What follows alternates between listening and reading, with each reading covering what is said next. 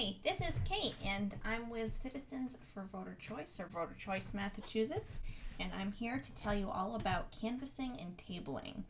So, approaching people is easier than it looks. 9 times out of 10, when we canvass rallies, charity events, and political events, people go to those types of events because they already care about politics. So, it's not like you're talking to someone who is not going to be receptive. You're talking to someone who probably already cares about the issues, is already informed about political issues. A lot of times they already care about things like anti-corruption or representation for underrepresented groups. So you're talking to someone who's going to be really receptive to RCV 9 times out of 10. Many of these people haven't heard of ranked choice voting specifically, but because they're passionate enough to show up for an event, you're talking to someone who's willing to listen. And in some ways you're helping them out, because a lot of these people, especially if you're at like a rally or something that's a lot about, showing my support for something, they're important, and they give people a really strong feeling of solidarity, and they show how people care about an issue. But a lot of times after a rally, and I speak of this as someone who's been to a rally, you're kind of left like, okay, what's next? So in a way, you're sort of doing someone a favor, because you're saying, hey, here's a way that you can help. Here's a way you can advance representation for underrepresented groups. Here's a way you can end the two-party system. Here's a way you can prevent politicians you don't like from being elected, because they'll be discouraged from polarizing views. So at any event, especially a rally, but really any event, there's going to be what I call the sweet spot. The sweet spot is an area where people aren't engaged with whatever the main event is.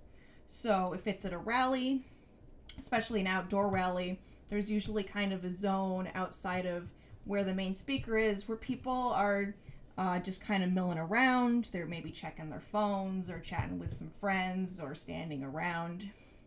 And they're not really interested in what the speaker is saying, or maybe they can't hear them. When we went to the Women's March, Elizabeth Warren was speaking, who, if you're inclined towards more the left end of the spectrum of politics, she's a huge deal. But, it didn't really matter, because there were so many people there, you couldn't understand a word that any of the speakers were saying.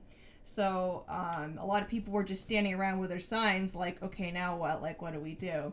So those people were very receptive. Like, they might have been chit-chatting or not, but, they didn't really have anywhere to be except to show their support. So those people are good to approach. Another example of a sweet spot is like a town hall, where people are waiting before it begins. So that's like an indoor event, but people might not be able to get access inside until the event actually starts. And a lot of people show up early. So that's a good place where you can kind of stand around outside and canvass the crowd while they're waiting, because they're already just standing around and waiting. Like, you're not really an inconvenience to those people anyway. And then another example is a merchant or tabling area outside of an event that people pass by to enter or exit the event. And that's a case where you are accosting people as they go by. But, if somebody doesn't want to talk to you, they'll walk past and it won't really matter. Just try an opener, try to talk to them. And if they don't want to talk, don't push it. So in order for any of this to happen, you have to approach people. And when you're approaching people, I find that, it's important to be friendly, to approach them with a smile, and, you're about to make positive contact with them. And it's really important to make eye contact. Making eye contact is always the way people start an interaction. So I really recommend that you do it. Once it feels a little uncomfortable at first, especially if you were raised in northern New England like I was, but you definitely get used to it. If you're at an event that's already political, I would just launch right into the opening question of, hello, have you heard of ranked choice voting? Most of those people are already politically interested, so you don't really need to make a pitch about more nebulous qualities around voting. Like, I think those people are usually already interested in politics. They're already interested in, reform. So they'll be curious as to what it is. But if the event isn't political, I recommend going with a somewhat less direct approach. So something that's a little more, based on feelings or emotions, like not because people can't understand the concept of ranked choice voting, just because, like, if you're at like a St. Patrick's Day parade, asking someone about voting might feel kind of like it's coming out of nowhere. So something a little more like, when you're in the voting booth, do you ever feel like you have to pick the person who's like the lesser evil? Like, that's an experience that a lot of people can relate to. Or, like, do you ever feel like you don't like any of the candidates and, like, you have to pick a candidate who you just hate a little bit less? Like, something that most people agree with, something most people have experienced. And that helps you make a connection with a person on their level, on a way that, they've experienced voting. And, a lot of people are really nervous, but you really don't have to be. Like, people can tell that you're passionate about this. And I mean, if you're out at a rally doing this, for free, people pick up on that. Like, they pick up on that you care. It's very different from being accosted by a paid canvasser where people are like, oh, you're obviously, just being paid to stand out here. People pick up on the fact that this is something that you actually care about and want to share with them. So obviously it will be necessary to explain ranked choice voting. Sometimes you get lucky and you talk to someone who already knows what it is and already wants to sign on. But most of the time you won't. Most of the time you will have to explain what it is. So try to keep it short. And the other thing I like to focus on is their experience as a voter. Like, don't worry so much about how the system functions on like a nuts and bolts level, or like how people administering the system, like clerks, would have to tally it, or like maybe even not even what it would do to the broader electorate on kind of a meta level. Like, you want to think about what it means to that person the moment they walk into the voting booth. That's the only thing you really need to focus on for that surface level interaction. So mention what it means in terms of values is one thing that you should think about doing. Ranked choice voting makes elections fairer by giving voters more options in the voting booth. And then you want to follow up with a very short explanation. Take your time, really think about explaining it in a way that's going to make sense to people, and like maybe go over an explanation with yourself a couple of times so you really feel like you have a handle on it. So one short explanation you could use is, it's a system of voting where you get to rank your candidates in the order you like them rather than picking just one. If your first choice comes in last place, your vote goes to your second choice until someone gets a majority vote. The two big things to focus on are the ranking. Like, that's the main thing to someone. As someone in the voter booth, you can vote for multiple people and you rank them in the order you like them. That's the really, really important thing for them to understand. And then second, I would say someone has to get at least 50% of the vote. I often follow up the short explanation by mentioning the spoiler effect. I'll say it prevents the spoiler effect. The spoiler effect is something where if you know what it is, you feel very strongly about it, and if you don't, like, it's not really worth going into a big explanation about. So you want to be prepared to answer what I would call like some surface level questions. So like, what happens if my number one choice doesn't win? Like, you want to be able to say, oh, if your first choice comes in last and no one has the majority of the vote, it would go to your second choice. So your vote's now wasted.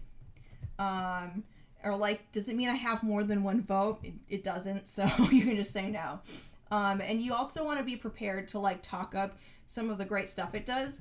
And we do have handouts that go over some of that stuff too, so if you're feeling like a little shaky at first, you can kind of go off of that. If it's someone older, I might mention Nader, because that's something that people who were around for that particular election tend to have strong feelings about. So you can explain that, oh, it encourages coalitions because then, if somebody might want to be your second choice, so they don't want to rag on the other politician too much. And it discourages negative campaigning. and it prevents vote splitting and spoilers. So if you have someone you like who maybe isn't very popular, like maybe it's Gary Johnson or Jill Stein or Ralph Nader, if you're talking about back in the day, you can say, oh, like it wouldn't have mattered if Ralph Nader was your favorite because, you know, when he came in last place and no one got the majority, your vote would have gone to your second choice. Don't worry too much about like overly wonky questions. Like if somebody asks you if it's a concordant system, or like how the votes are administered on the back end by like, oh, is it done by machine, or are they tallied by hand, or like what happened, like how are those votes exactly tallied when they're ranked? Like you don't need to know the answers to those types of questions. I mean, it's helpful if someone is there, like the tabling captain, who can answer those questions if they need to, but you know, we have a website for a reason, and Fair Vote has a website for a reason, or you can direct them to some online resources and hand them a flyer and be like, hey, you know, you can read all about it on our website, or here's fairvote.org's website. These are great resources. Every once in a while, you'll come across what I call voting system bullies. These are people who support voting systems that are alternative to ours, but are not ranked choice voting. You most often see people who support scored voting or ranged voting. Those are systems where you sort of grade your candidates instead of voting on them or ranking them. What's best to do in those cases is like find your tabling captain or something, or kind of like motion to them and have them sort of take over from there and like kind of keep them, for lack of a better word, kind of keep them entertained. Or like if you can't get their attention, like maybe it's a canvassing style rally where you're all split up, you know, just kind of tell them to go to our website, tell them they're welcome to show up at a meeting or get involved with other organizations that advance scored or ranged voting. It's not really worth your time to argue with people. If somebody knows what ranged voting is or scored voting is, like they've already made up their mind. They're not going to change their mind now. And I mean, honestly, there's nothing wrong with those systems, but ranked choice voting has a lot more momentum behind it in the United States, so it's politically the most realistic system for us at this point. These are some additional links and resources that you can check out, and I will leave the links in the comments. But you can also Google them as well. So the last major step is probably the most important. You need to ask them to sign on and volunteer.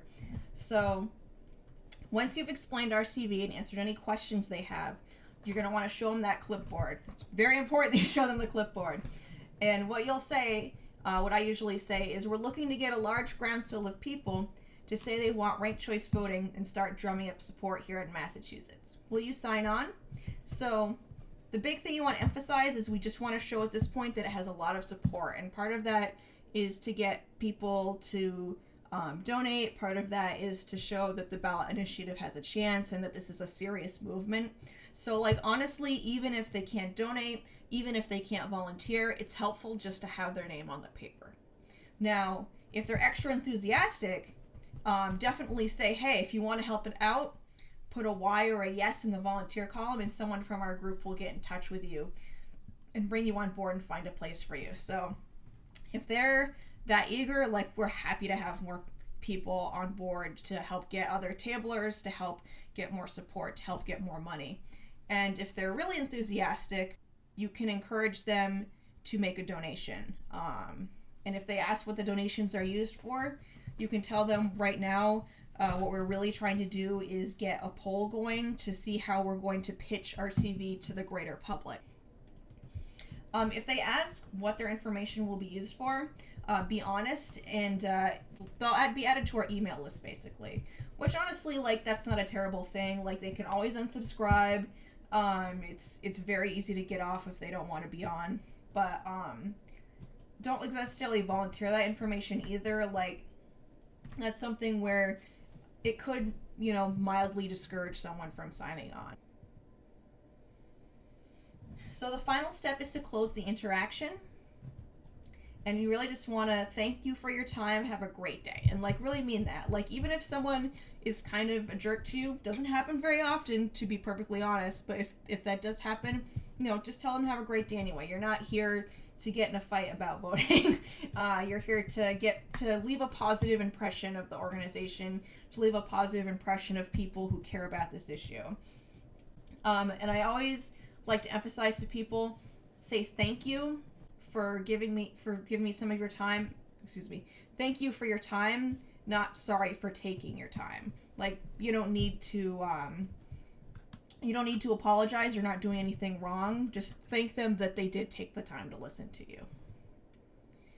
So that's really all there is to it. Even though I talked a while, it's really very simple. The whole interaction will probably take you a matter of minutes.